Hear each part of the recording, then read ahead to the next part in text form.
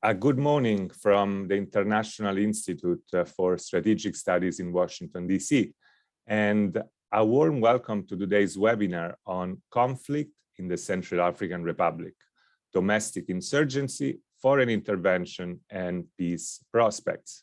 My name is Benjamin Petrini. I'm a research fellow here at the Institute working in the Conflict, Security, and Development Program, a research program that monitors armed conflicts and domestic instability at the global level and analyzes the implications on countries' development and peace trajectories and on international security. Our team curates the IISS yearly flagship publication on armed conflict survey, which happens to be launched next week on September 21st. And I will post the webpage on the Q&A page a bit later. Today's session on the CAR is the first one of a new webinar series called IISS Conflict Briefings. This series is meant to give our practitioner and expert audience a clear, structured, and comprehensive information about armed conflicts and their impact.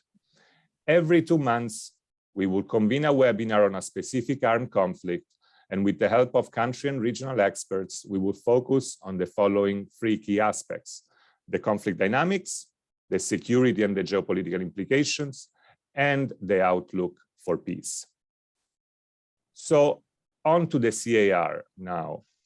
This conflict contains several elements of intractability and complexity, which are common to other sub-Saharan African wars. First, the CAR has suffered from endemic instability since independence in 1960.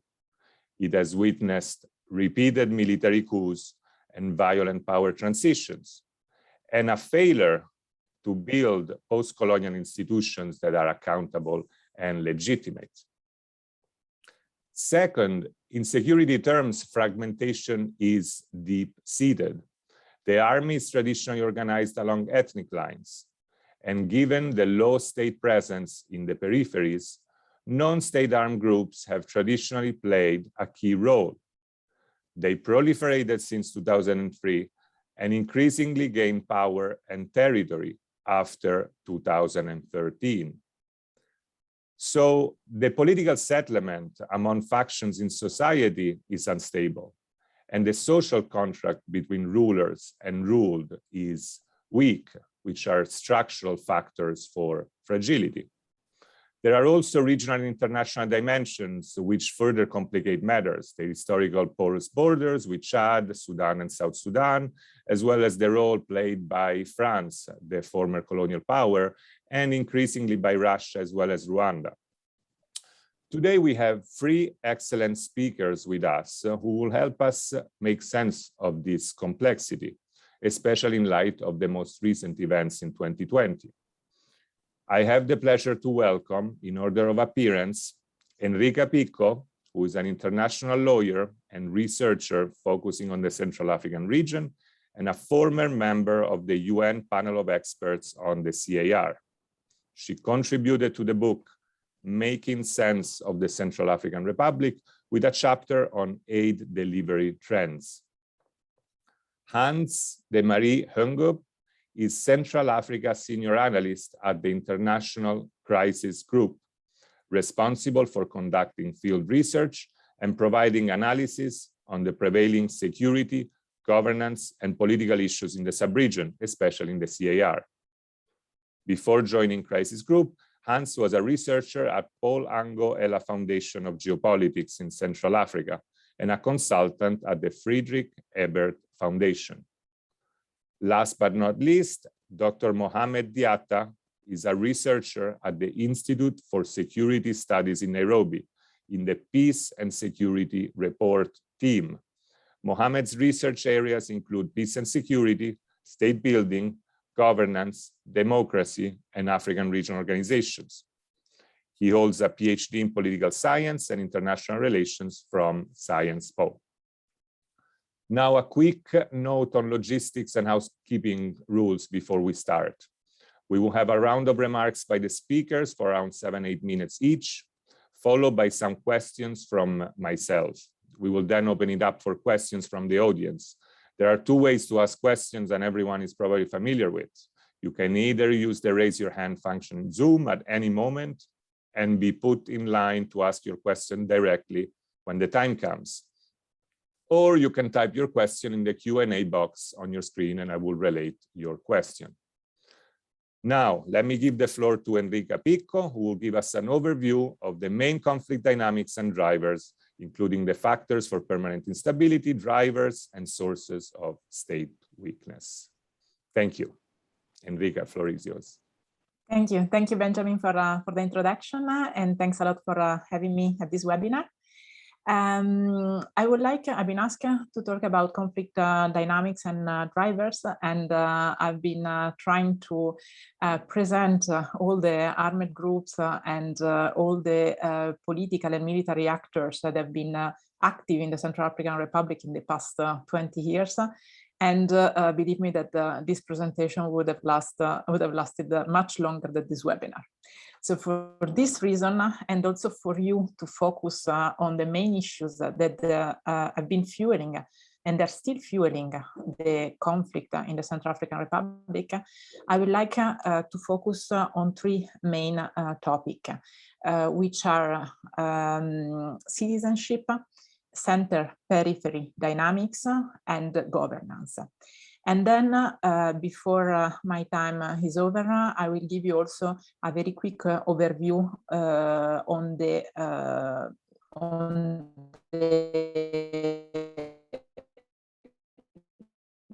past key, on the key events of the to also allow my colleagues to go more into the details in terms of current conflict dynamics and national and international actors. So to start with the first issue I mentioned, citizenship. This is one of the main issues I would like you to remember after this webinar, in the sense that the question, who is really Central African, who belongs to the country or not, even though it's not often mentioned as conflict dynamics, because we mainly focus on the movement of armed groups or other issue, it's at the core, at the very center of the conflict since the pre-colonial time, and has been always underneath in several occasions. I think that the first time that the issue became a real and active driver of conflict is when President Bozizé in 2003 took power and overthrew President Patassé with the support of the Chadian, of some Chadian mercenaries and member of the Chadian army. At the time, some foreigners were present in Bangui, were actually ruling the country together with President Bozizé. And was a shock, and went together with the presence of many from Niger, from Mali in the 80s, mainly traders, mainly also Muslim, that have been developing their businesses in Central African Republic and in the region. And this created a tension that was always there, even though never really end up in a active conflict till the last coup and the reaction of the anti-Balaka militias. But it was always the tension was always there.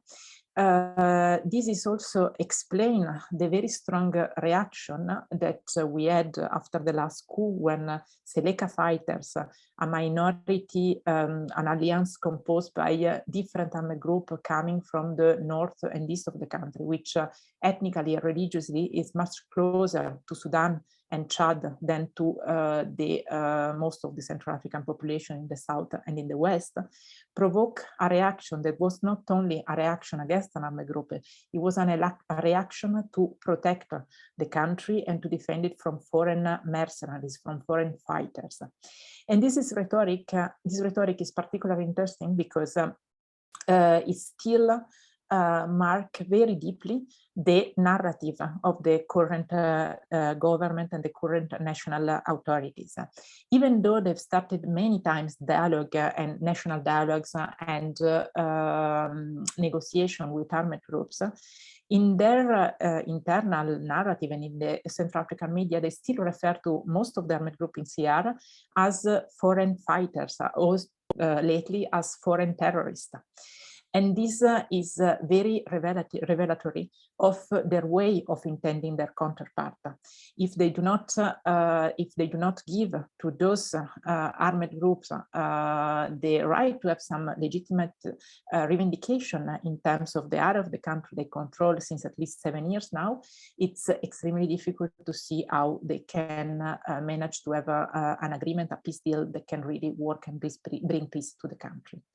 The second issue I would like to mention is the divide between center and peripheries. This is something that has been an issue since a very long time, and in terms of social services, infrastructure, roads, but also administrative buildings, there is almost nothing that has been built. Sorry, the light just went off. There is nothing that has been built outside of Bangui, or at least outside of the region around the capital, since the 80s. This means that not only there are no infrastructure, but there are not civil servants deployed outside of the capital. Sometimes here in Bangui,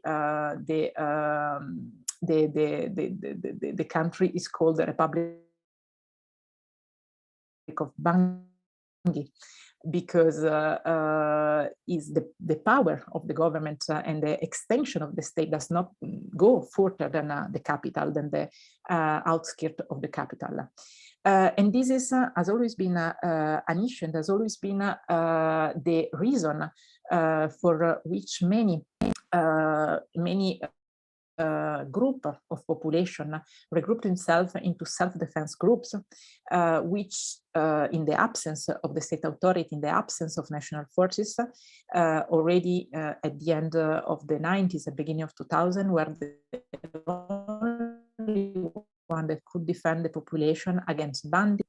These dynamics evolved later on into the anti-Balaka and other self-defense group. But it's also important because at least at the beginning of the conflict, many armed groups that took the arms against President Bozizé at the time were revendicating the presence of the state in the region, the investment from the central state, more connection to Bangui. We have to remember that some cities, especially in the northeast, they are completely disconnected from Bangui for at least 6 months a year, because roads are in extremely bad condition because of the rainy season. And this brought those armed groups that then took control of those areas of the country to install parallel states and to imitate in some way what they never really saw, what they never really experienced in the area, building ministers and structuring their elements in police, gendarmerie, and army, and imposing taxes and giving receipts also for the taxes that the traders were forced to pay them. So this is a dynamic that was there even before the crisis, and has been even more is still growing, because the divide is even more relevant now. The last dynamic I would like to focus on is the one of governance.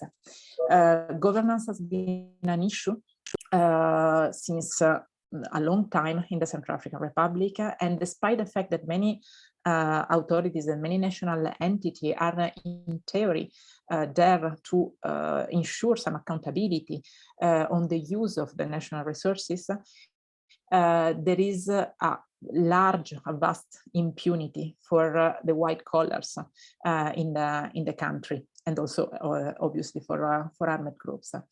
And this is especially relevant because it's a country that of which budget, the 66% of the budget depends from external aid, which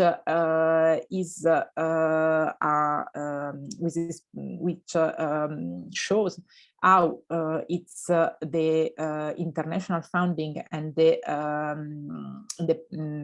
insurance of international funding is vital for the survival of the state, for the payment of the civil servants, and for running a basic administration, at least in Bangui.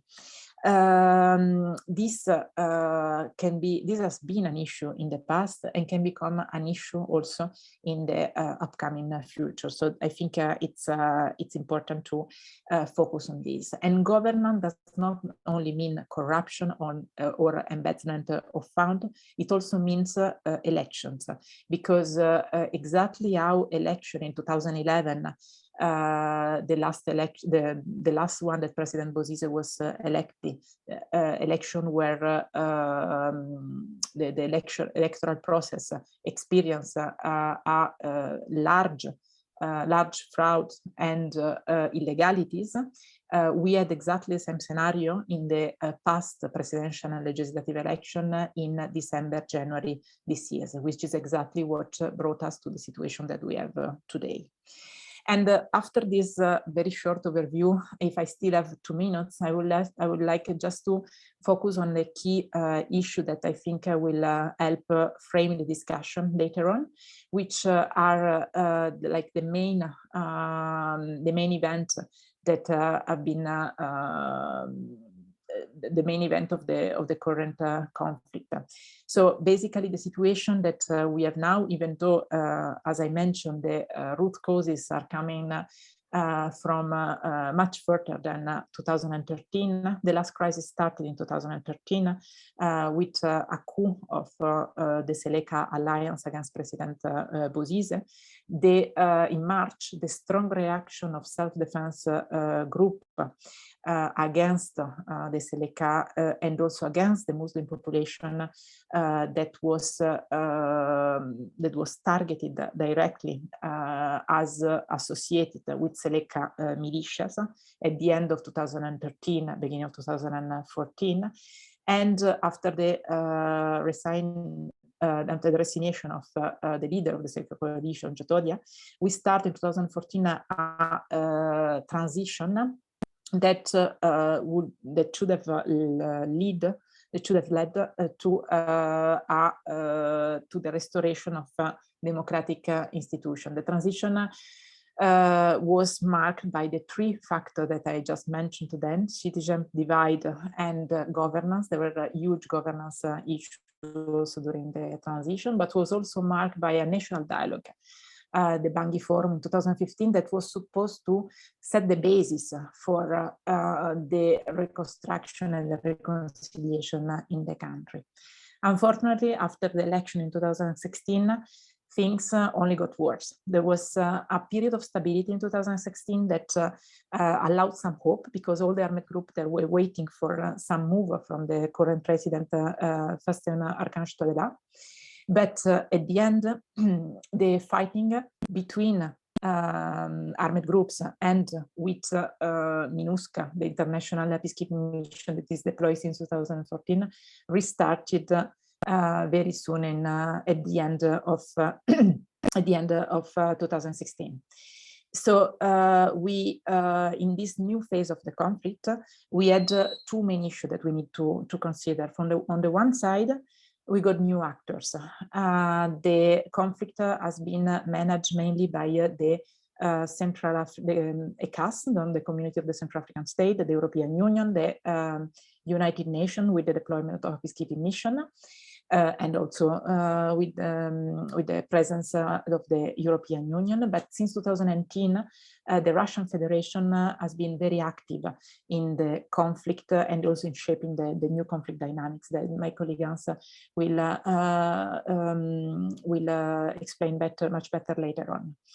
And on the other side, these new dynamics the new dynamic of the conflict has been very similar to the one we experienced before in terms of governance, because in the past few years, we had several scandals in terms of embezzlement of funds or bad governance that remain largely unpunished. And also in terms of concentrating all the international aid and all the attention on the capital and not on the peripheries, without mentioning the issue of citizenship. Just for you to understand where we are now, the delivery of identity card is not a prerogative of the government, but has been it has been subcontracted to a Lebanese company. So to show you once more how citizenship is key, it has not been addressed.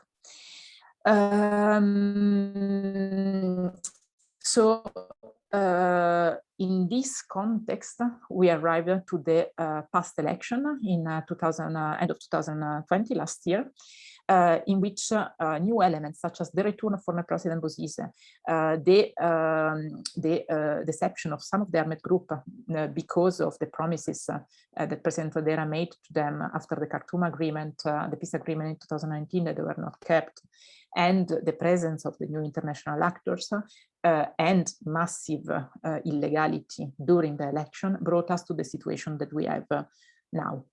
And I will leave it here for the introduction because I'm already beyond my time, I'm sorry.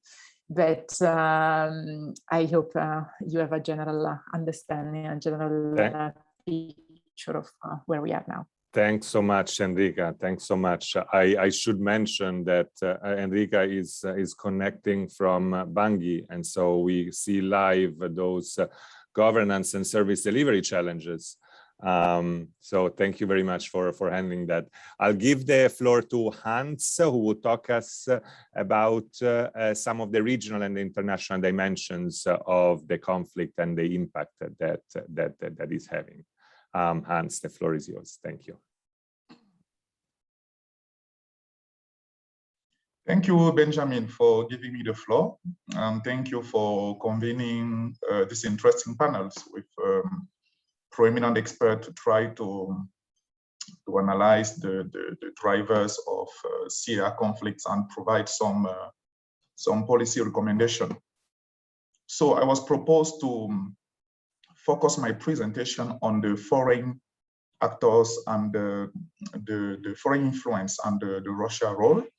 There is a myriad of actors, foreign actors or regional actors in the country.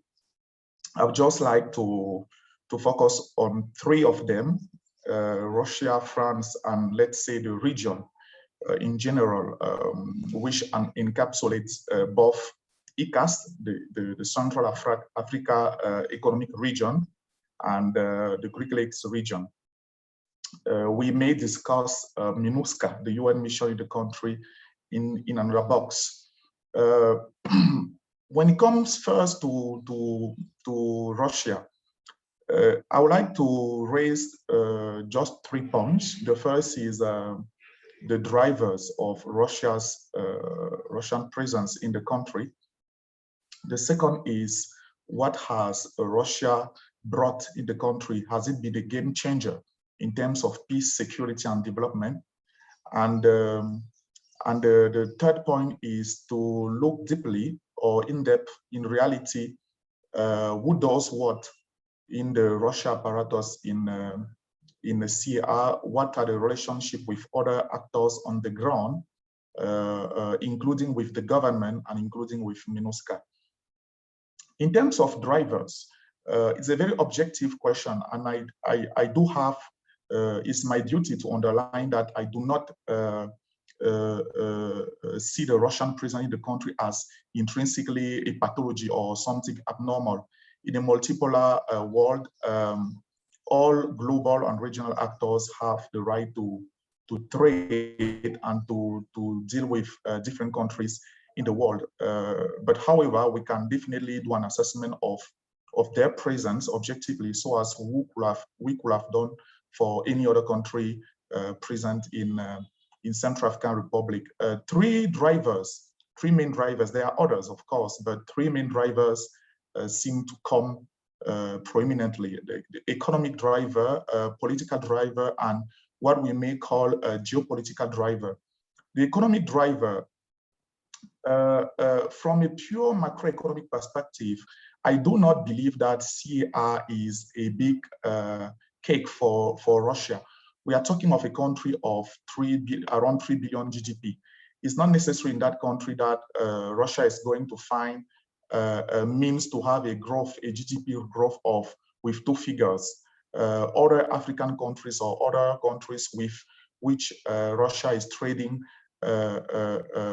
counts certainly more importantly in terms of macroeconomic figure. However, Russians individual, whether they are officials or semi-officials or members of the private group called Wagner, which is also close to Russia as a country, which is a Russian group but also close to the Kremlin, could definitely make interesting profit and benefit from being in Central African Republic. So I would like to raise this dichotomy between the microeconomy interest that Russians individual may have and the limited macroeconomic perspectives that CAR may offer to Russia. I mean, there are several reports that have covered that, and I don't necessarily want to dig into that presentation. I may come back in during the Q&A. On the political side, I do believe that, which is connected to the geopolitics, I do believe that with a kind of limited investment, I call limited investment in terms of economic investment in the country, because in reality, Russia is making the headline in the country, but his financial investment remained low, much lower compared to EU1 and other bigger bilateral partners like the US. But they have managed through a limited financial investment to achieve the most important political influence in the country. They are certainly now the bilateral partner which has the ear of the presidency and the president of the republic in the country. And they have certainly exploited some miscalculation or mistake made by France on the verge of when they decided in 2013 after the election to reduce the prison and to stop Operation Sangaris in the country. They have exploited those vacuums and this kind of lassitude that France would have had at that time to get into the country and rapidly build a strong political influence. The geopolitical one is interesting because in my analysis, I'm not even sure that all the things had been planned and calculated as they are evolving right now. I've discussed with some Russian officials. I won't necessarily disclose the content, but one of the things that was emerging was that from the onset, it was kind of clear for some of them that CAR was a gate for much bigger interest in the Central African region and in the Sub-Saharan region in general, particularly in the context where their presence and their footprint in the Sudan was more and more reduced or challenged by US comeback in that country.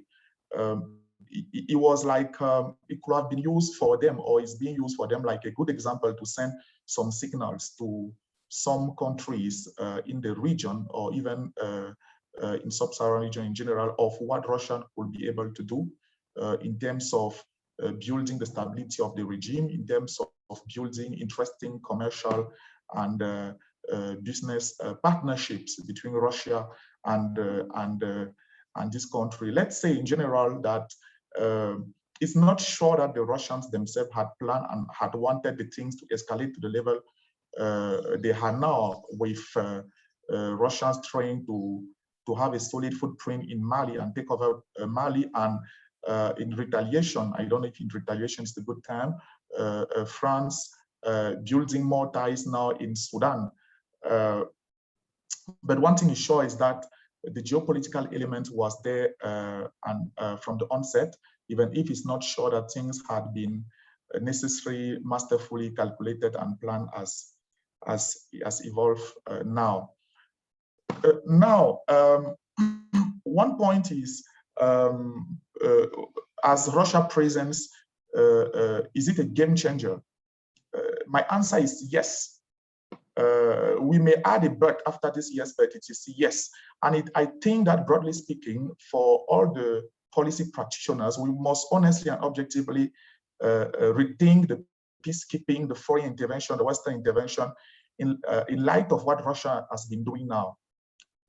One first observation: for a long time, experts on CI, including me, were telling that it could be very difficult to push back the armed groups or to significantly change the balance of power in the country. Russia has done that. A UN mission has been there in the country for close to a decade. They did not manage to do that. Russia has done that. And it's important to say that in order to, for the Western audience to understand why a certain portion of the population in the country may be in favor of Russia, even if another part significantly hate them, because they have seen this kind of concrete result. Having said that, of course, the question that comes immediately is whether this is sustainable. And there are a lot of, I doubt that this is sustainable for several reasons. The first reason is that Russia is more in a pure military mode, pushing back the armed group to the periphery, the extreme peripheries of the country. But this is reaching, but the Russians themselves are reaching a limit, their limit.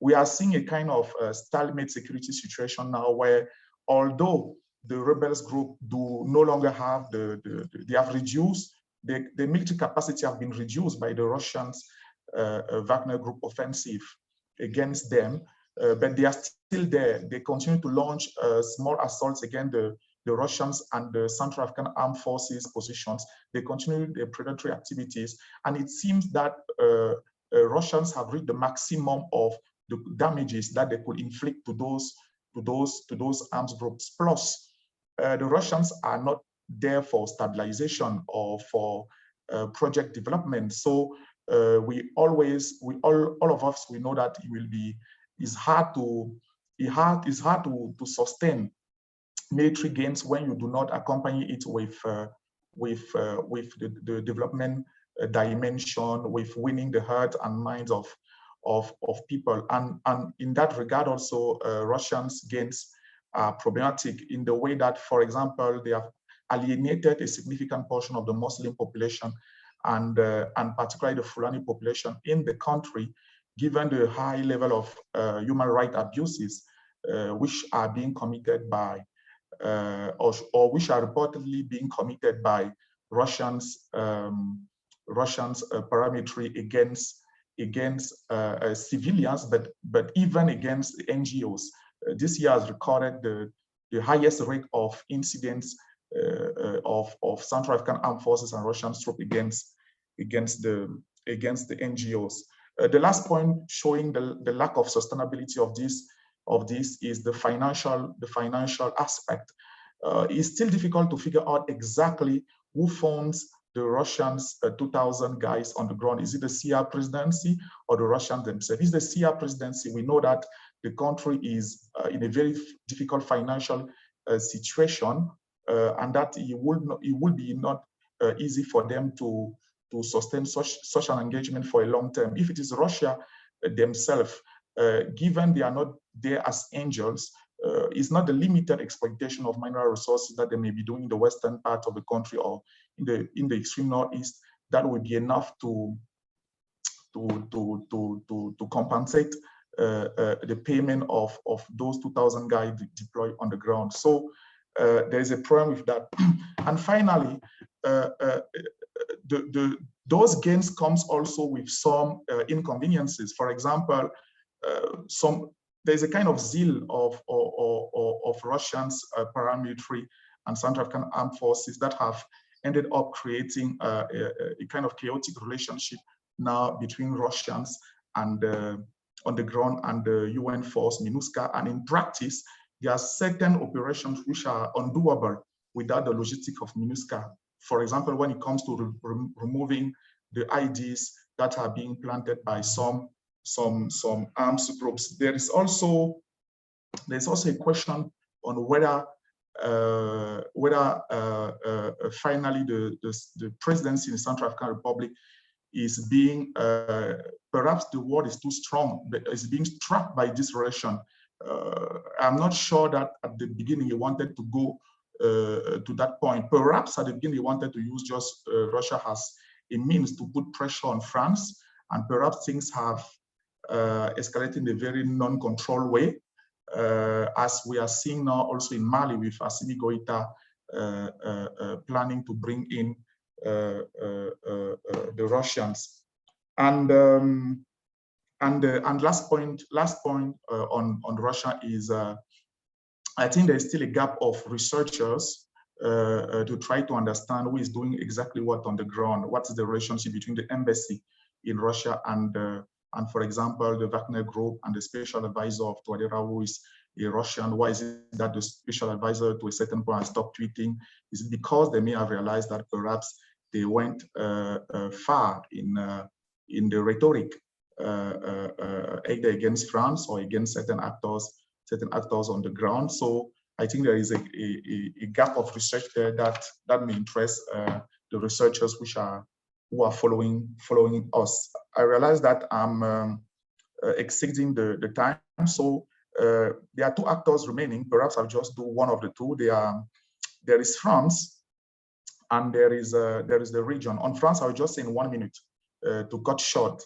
Of course, France, I don't know if embarrassed once more is the good word, but it's embarrassed by the presence of Russia, although they may say publicly and rhetorically that CI is an independent country free to trade with everyone that they want. But I think that the most embarrassing thing, and this has been said publicly by President Macron and also during a talk between President Macron and President Touadéra, is the anti-French rhetoric and hate speech that were sponsored by certain people who were close to the president of the republic and the presidency, and with the support of the Russia. I think this has been certainly the real factor that has catalyzed the hunger of French officials against Touadéra power, to the point where they cut their bilateral support, and they have under the radar pushing for the cutting of the support of European Union and other multilateral actors such as the World Bank. I do believe that the relationship is a bit less tense between the two countries as it could have been the case 3 or 4 months ago, probably because the presidency of the Republic in Central Africa has also understood that they may have crossed certain lines, and that they need to go back to a certain normalcy and to avoid a complete escalation. And France themselves, they do not necessarily want the situation to escalate further than that. On the region, quickly, there are many things to say, but some have been pointed by Enrica. I will just point to. The others could be alluded could be discussed during the Q&A. First thing is the rebalancing of power among the countries of the region regarding the involvement inside CR. As many of you know, traditionally the country, the countries of the region that had the last word on CR were a Francophone country, particularly of a small sub-region called CEMAC, which is a group of 6 countries at the opposite of IISS, which is much bigger with 11 with 11 countries. And among those 6 countries, Congo-Brazzaville, for example, of President Sassou Nguesso, and Chad of President Déby had the upper hand during discussion when it comes to internal affairs in CR. This is since Patassé time up to Bozizé time. But we see that since the arrival of Touadéra, and this has been prompted rapidly with the attempted coup of the CPC, the rebel coalition, the center of gravity of power is shifting now to Angola and to Rwanda, and to a lesser extent, Democratic Republic of Congo. And we are seeing now the Greek lakes having things being held now in Angola, the Greeks having even more power than CEMAC, and within IISS, power shifting from the country of CEMAC to the country of the Greek lakes. I think this is an interesting strategic dynamic to further investigate, and it has a concrete repercussion on the ground. Those repercussions are, as I could explain first, many people following the crisis for a decade know that it will be difficult to achieve sustainable peace in that country without Chad. Whether some consider this country as a stabilizer of CR or as a spoiler is difficult to do without this country. Bozizé arrived in power indirectly with the help of Chad. Some will even say directly. Seleka indirectly, Chad and Sudan. So thinking that from Touadéra's point of view, he can simply ignore them or snub them or show that he is now equal of all those countries, not necessarily a good strategic move. We are seeing Rwanda there. They are not necessarily involved in the operations with the Russians, but at the beginning, when the CPC stage attempted the coup, they were there to protect the capital. They were there in some key towns to prevent the CPC to progress further towards the capital. So in summary, we have 3 actors. Others are there, but we don't have time. Russians, French, and the regions. And within the region, there is this shifting of dynamics from IISS, from CEMAC, sorry, to the Greek lakes, with a prominent role now played in terms of security and even economically by Rwanda. Rwanda has its own reason. We don't have time to get into all that, and Angola as well. Thank you. Thank you very much, Hans, for this comprehensive overview of the regional and international dynamics. I'll quickly give the floor to Mohamed, who will talk us through the challenges in peace implementation and the peace prospects going forward. Thank you, Mohamed. Thank you very much, Benjamin. Thank you for giving me this opportunity, and I'm happy to be on this panel with Enrica and Hans. I was asked to talk about peace prospects at the moment and going forward. I think that it goes without saying that peace prospects are intrinsically linked to what is currently happening in the country and the geopolitical dynamics at play. And the picture that Hans and Enrica painted is quite telling and quite helpful for my presentation. And one of the things about this picture is that the process towards peace has been disrupted mainly and of recent by the creation of the CPC coalition. In fact, the latest peace agreement, the Khartoum 2019 peace agreement, had been violated. It was signed in February, but from March and April 2019, we could already see a number of violations of this peace agreement. And I would say that there was no real deterrent for armed groups to refrain from continuing to commit crimes and excesses. Since April 2021, the CAR government has been working on a new roadmap to end the crisis. It appears that this roadmap is very similar to what is contained in the 2019 agreement. In other words, the CAR government and some of the partners are looking at revitalizing the 2019 agreement. The government is, however, opposed to the inclusion of the armed groups that form part of the CPC. The government is also seeking for the case of former President Bozize, who was presented as the leader or one of the key leaders of the CPC, that the case of Bozize be dealt with in a court of law. So they do not want to have any kind of a dialogue that includes former President Bozize. What is unclear is how the government and partners intend to deal with those very powerful armed groups if they are not party to the revitalized peace agreement. And I think that Hans alluded to that when he spoke about how the Russian and Rwandan intervention or help to the national army has helped push back those armed groups. So perhaps that is an indication of what the government intends to do, at least partly. But at the same time, there are also all those questions about human rights violation and humanitarian law violations that have been taking place.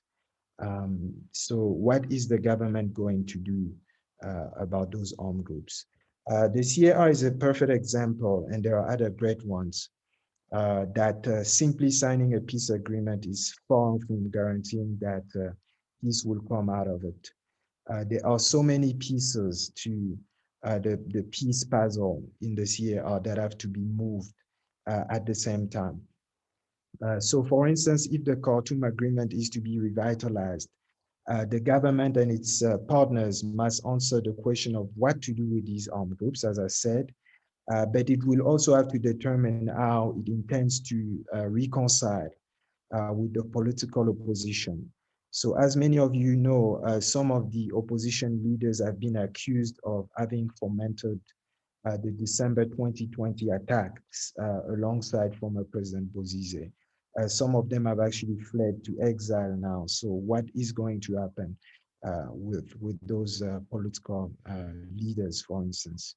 Another important element to a revitalized agreement would be around the interim security arrangements, which created what is known as mixed security units. And those mixed security units are comprised of individuals from armed groups and newly trained National Army forces. Will the mixed security unit still feature in a revitalized agreement? What is it that the government will do this time around to ensure that the issues we witnessed with the training and rollout of those security units are addressed? Additionally, what also was a missing element to the implementation of the peace agreement is that peace spoilers and disruptors of peace were not held accountable. One of the mechanisms was to say that both the African Union Peace and Security Council as well as the UN Security Council were to use sanctions against those who violated the peace agreement. We did not see much of that take place. Hans also alluded to reinforcing regional security as well as development strategies. I think that this is a key part of how to contribute to peace in the CAR. I also believe that there needs to be clearly stated target and time-bound objectives for the reconstruction of the CAR. And this reconstruction must be geared towards encouraging self-reliance, particularly when it comes to security. For instance, the country has been, under a lot of, what a medical term would be under perfusion. It's received all this help for so many years. And the fear is that this reliance has become chronic and it has to be also addressed. Intervention should focus on rebuilding the economic fabric of the country. More targeted investment is needed in the training, education, and even the agricultural sectors. I think that overall what can make a difference is if the means to implement a revitalized peace agreement are properly sourced and allocated. The timing in which the implementation will take place will also be crucial. Since the 2019 peace agreement, we saw that the lack of resources and the delays in implementing some of the clauses of the agreement contributed to the situation that we've seen since December 2020. I think that ultimately, and this is my last point, the process of state building defined as, giving capacity or capacitating and rebuilding of state institution. That process has to take place concomitantly with nation rebuilding. And I think Enrica was alluding to the diversity of the CAR's communities and the fact that we've seen an increase in tensions among those communities since at least 2013 with the emergence of, the Seleka and the anti-Balaka. And so this nation building or nation rebuilding as the coming together and peaceful coexistence of the CAR as various communities also has to take place. And I think that having all those, elements together and working together will contribute to solving the issues. Thank you. Thank you very much, Mohamed, and thank you all of you. We are almost out of time, but I have a couple of questions to which I will ask you to be very, very brief, so we may see if we have time for our audience as well. The first question is around MINUSCA. All of you have alluded, obviously, at the security situation. So what is the role of MINUSCA going forward, given the role that the Russian security has been playing? And what I read is that MINUSCA has also increased its footprint in the country in the last 6 months. That is the first question. And the second question is, how to reverse, looking forward, how to reverse this endemic trend of proliferation of non-state armed groups and proliferation of peace agreements. We have had 13 peace agreements between 1997 and 2019, 7 of them in the last 7 years. And so there is also this, and I read in one of one of the reports, this sort of like rebel enterprise that the proliferation of armed groups is also incentivized by these continuous peace processes. So who wants to go on one or the other? But please be very brief. We will have to close at the hour. Thank you. I can take MINUSCA if you want, very Thank you. quickly. Well, on MINUSCA, they've been in a very difficult situation since the arrival of the Russian Federation in the country, both and the Wagner Group on the peripheries. Their role in terms of protection and what they've been doing in the past 7 years now have been very challenged by the presence of the Russians.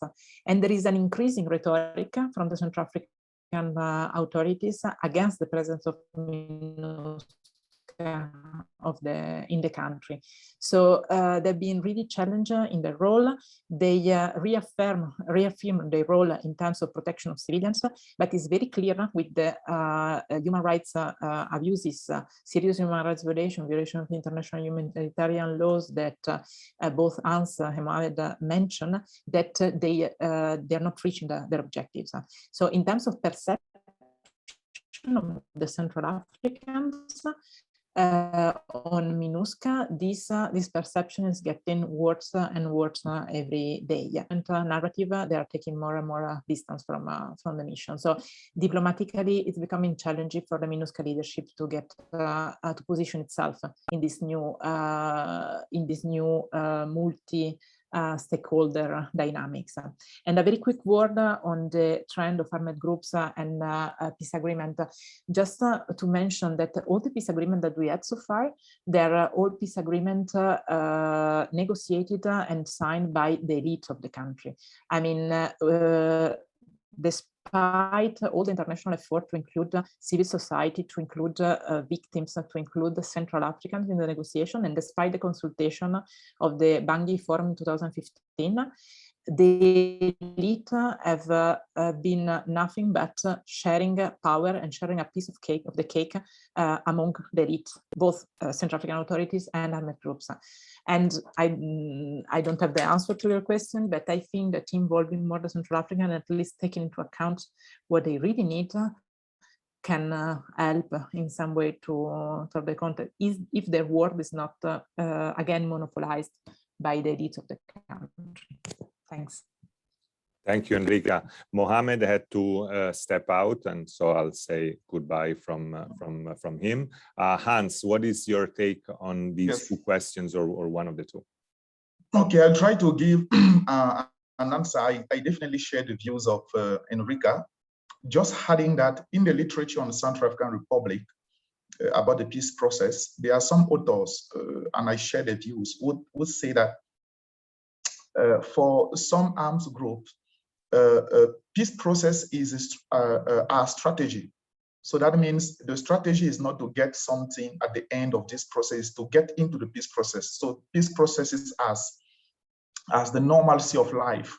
So endless peace processes, meetings and things like that, and things never end. We can say that that is true. On the other side, we have to recognize that before the Russians' intervention, we're facing a country where the armed forces were not in capacity to challenge the arms groups. And even now, it seems to be the case, because in places where Central African armed forces are alone without the backing of the Russian troops, they face severe casualties when the arms group launch an operation against them. So we also have to recognize that we are talking of a country which is in a very weak situation, even if the literature of weak state has been criticized during the past years. So we need to find the right balance between the carrot and the stick. And the stick is partly what the Russians have done, even if they have done it in a very reckless way with some human rights abuses. One could ask, who is not committing human rights abuses among the armed forces, whether it's the US in Afghanistan or the French troop before. But anyway, the stick is needed, because you can embark in those kind of endless peace processes. You need to put the arms groups in the position of inferiority, so that they take what the government and international partners decide to give them. And you need to find avenues for some of them, not all of them, to being rechanneled or to being moved into the political arena. I'm not talking of the national political arena, but for example, we do have local elections for mayors that are going to take place in end November in principle, and are likely to be postponed. If some of the arms group members who were not involved in international crimes, let's say of ICC, if there were a possibility to channel some of them to take part into that, and I know that personally, having discussed with some of them, I know that some of those leaders are interested by transforming the movement into political parties, or exploring ways of transforming their life in a sustainable way. This is not necessarily what to do, but these are things to explore, to discuss, to debate. About MINUSCA is another stalemate situation. Why? Because MINUSCA themselves have officially said that they are not there to launch offensive against arms groups or whatever it is. They are there for peacekeeping. And this explains why certain parts of the population are unhappy with MINUSCA, because most of them have not been to masters in peace studies to understand that this is the role of peacekeeping mission. They just see more than 10,000 troops with a lot of military vehicle not doing significantly in their view to curb or to inflict casualties against the armed groups. I don't know if there is a need to rethink the mandate of MINUSCA in the country, particularly in the context where MINUSCA relations with the government now are becoming kind of strained and difficult. It was not the case before the Russian intervention and the CPC, but over the past 3 or 4 years especially, things have become hard for MINUSCA in their relationship with the government and vice versa. So is there a need to rethink the mandate of MINUSCA in light of those kind of things? Is difficult to say. I think it's the same question with MONUSCO and several UN missions in the world. Is a broad question that need to focus on. Well, we have come to the end. I really want to thank you, all our speakers and our audience. Let me mention that the webinar is being recorded and will be published on our website alongside some takeaway messages, and that all of that will be shared with you. Thank you very much again, and stay tuned for our new upcoming webinars sometime in the future. Goodbye. Thank you. Thank you very much. Thank you. Bye. Thank you. Bye-bye.